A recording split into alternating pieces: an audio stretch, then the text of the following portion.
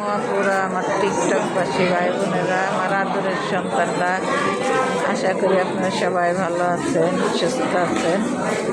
আমি আসছি ডক্টর দেখাই করে বক্তব্য দিতে। ভাবলাম আমার সব কিছু আপনাদের সাথে একটু শেয়ার করা দরকার। শুধু আমার গানই দেখেন আপনারা, অন্য কিছু দেখেন না। তাই ভাবলাম জন্য একটা কিছু দিয়ে দেখি আমার আদরের সন্তানদেরকে, যে তারা দেখো ছোট্ট ছোট্ট কত মানুষ, কত অসুবিধায় আছে।